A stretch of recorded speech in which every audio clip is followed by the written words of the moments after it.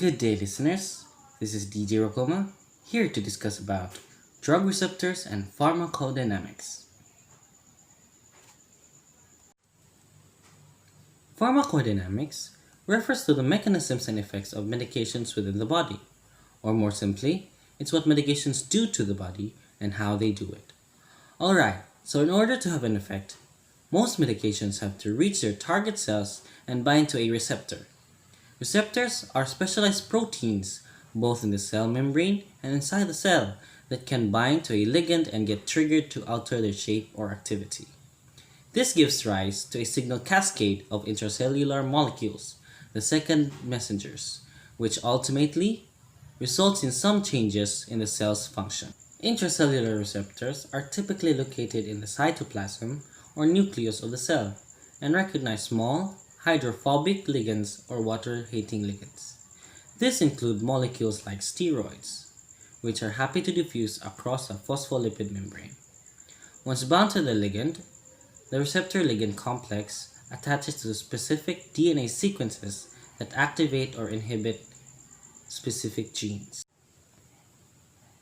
On the cell membrane are cell surface receptors, which are embedded into the plasma membrane and bind to ligands too large or hydrophilic to pass through.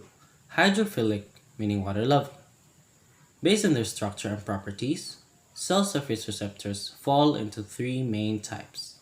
First are ligand-gated ion channels, which form channels or pores that are generally closed but then open up once they bind a special ligand. They allow ions like chloride, calcium, sodium, and potassium to passively flow into the cell down the gradient and trigger the signaling pathway.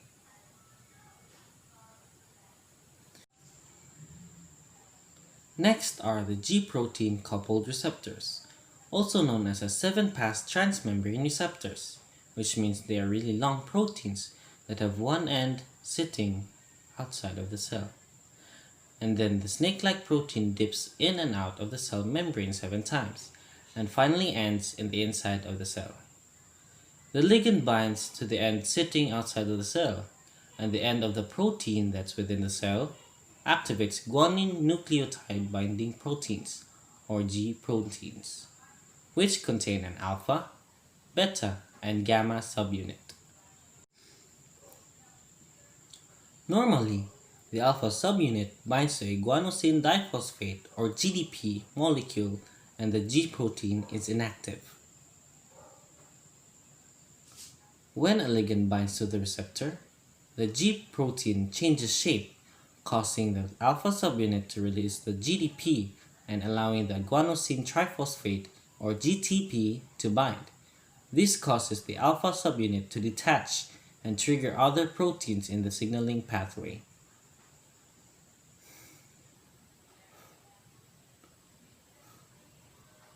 Broadly speaking, there are 3 types of G proteins: GQ, GI, and GS. Each type has its own kind of alpha subunit. GQ protein activates the enzyme phospholipase C, which cleaves a phospholipid called phosphatidylinositol 4,5-biphosphate into inositol triphosphate and diacylglycerol.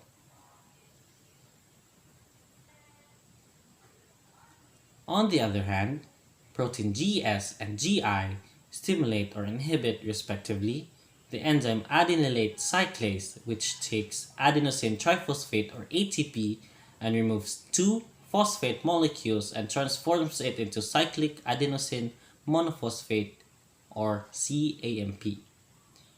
Inositol triphosphate, diacylglycerol, and CAMP then go on to stimulate and inhibit different sets of enzymes and molecular pathways.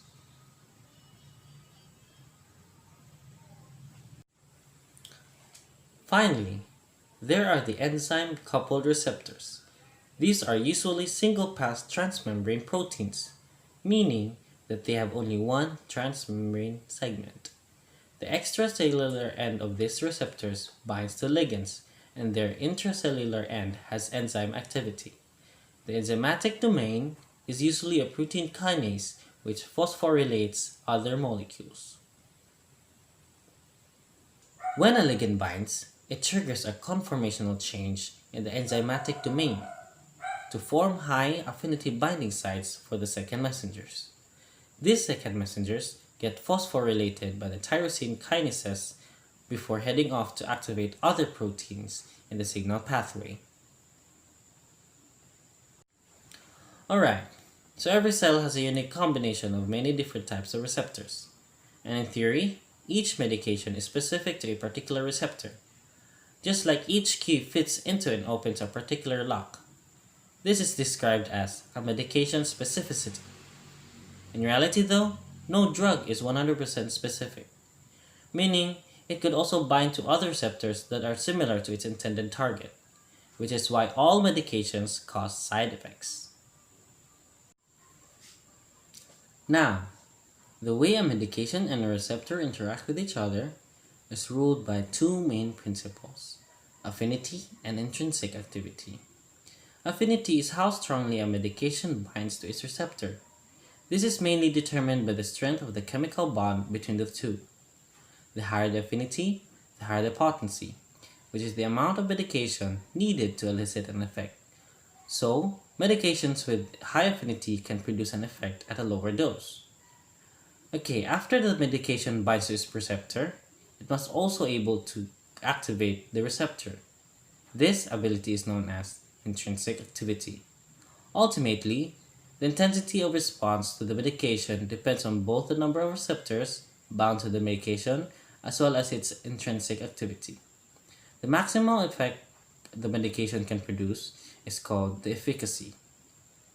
Let's plot all this into a nice graph to show the relationship between the concentration of a medication in the body, which depends on the amount of a medication given, also known as dose, on the x-axis, usually on a logarithmic scale with the response produced on the y-axis.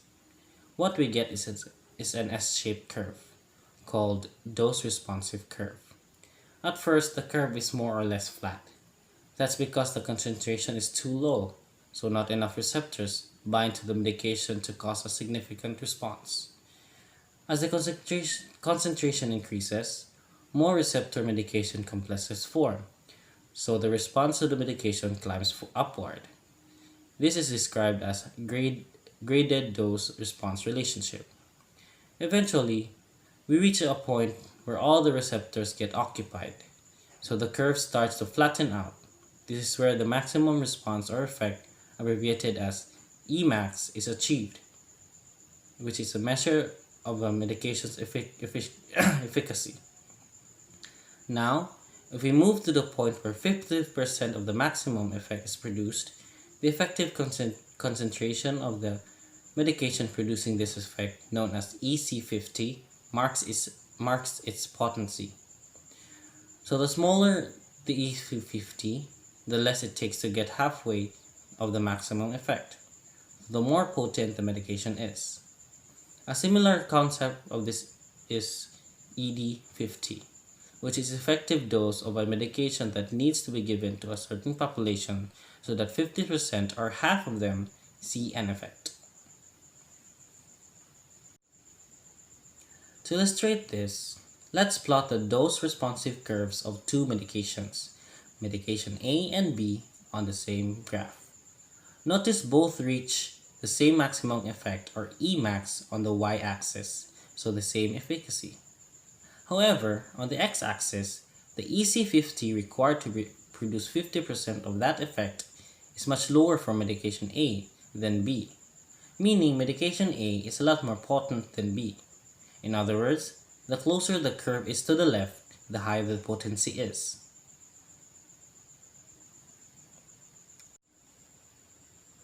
Now let's look at two other medications, C and D.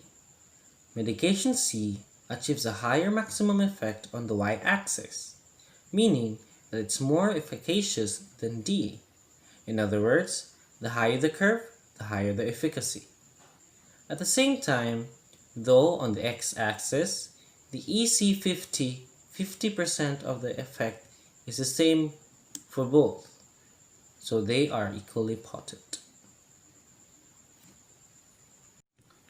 Alright, As a quick recap, medications produce their effects by interacting with receptors, either intracellular or extracellular ones, including ligand-gated ion channels, G protein linked receptors, and enzyme linked receptors. These interactions are characterized by the medication's specificity for the receptor, affinity or strong binding with the receptor, and intrinsic activity or ability to activate it, which, in turn, determine the potency or the dose needed to produce an effect, and efficacy or the maximum effect the medication can produce. Thank you so much for listening. Have a great day. DJ Rokoma, signing out.